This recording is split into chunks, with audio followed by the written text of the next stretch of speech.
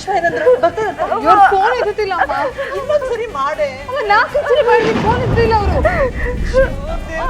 ಏನ್ ಮಾಡೋದೀಗ? ಕೃಷ್ಣ, ನಿನ್ನ ಕೈ ಮುಗಿದು ಕೇಳ್ಕೊತಾನೆ, ಸ್ವಲ್ಪ ಕರುಣೆ ತೋರ್ಸಪ್ಪ.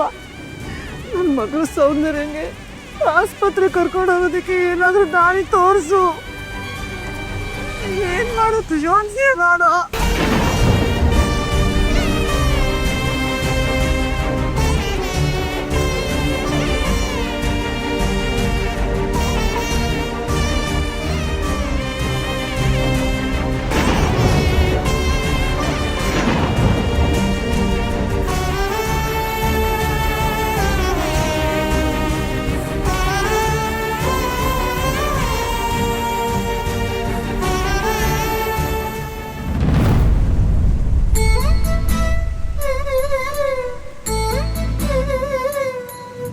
ಮೂರ್ತಿ ಚಿಕ್ಕದಾದರೂ ನಿನ್ನ ಕೋಪ ಇಡೀ ಮಂಗಳೂರು ಬಂದರಿಗೆ ಹಂಚ್ಕೊಂಡು ಬರ್ಬೇಕು.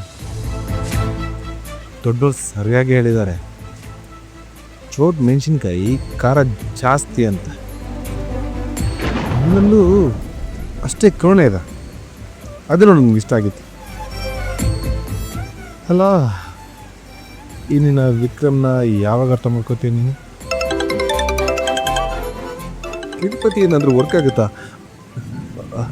ಹಲೋ ವೇದ ಮೇಡಮ್, ಇಷ್ಟೊತ್ತಲ್ಲಿ ನನ್ನ ನೆನೆಸ್ಕೊಂಡಿದ್ದೀರಾ? ಏನು ವಿಚಾರ? ಹಲೋ ವಿಕ್ರಮ್, ಅದು ಬೇತಾಳೇನಾಯಿತು? ವಿಕ್ರಮ್, ಸೌಂದರ್ಯಕ್ಕಂಗೆ ಹೆರಿಗೆ ನೋವು ಸ್ಟಾರ್ಟ್ ಆಗಿಬಿಟ್ಟಿದೆ.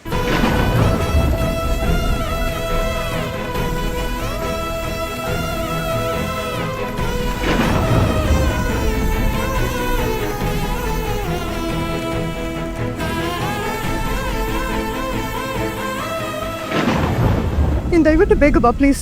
ವೇದವ್ರೆ, ನೀವೇನು ಹೆದರ್ಕೋಬೇಡಿ, ಸ್ವಲ್ಪ ಧೈರ್ಯವಾಗಿರಿ. ಅಕ್ಕನಿಗೇನು ಆಗಲ್ಲ, ನಾನು ಬರ್ತಾ ಇದ್ದೀನಲ್ಲ, ಧೈರ್ಯವಾಗಿರಾ?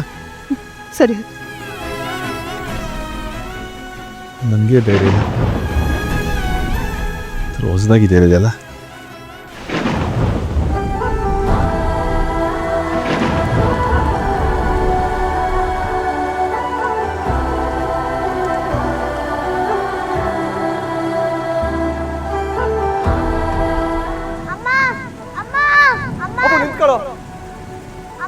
ಅಪ್ಪು ನಿಂತ್ಕೊಳ್ಳೋ. ಶಕುಂತಲಾ ನಿಲ್ಲು.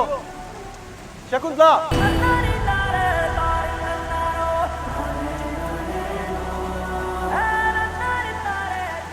ನಿಲ್ಲಮ್ಮ, ನಾನು ಕೂಡ ಬರ್ತೀನಿ. ಅಮ್ಮ,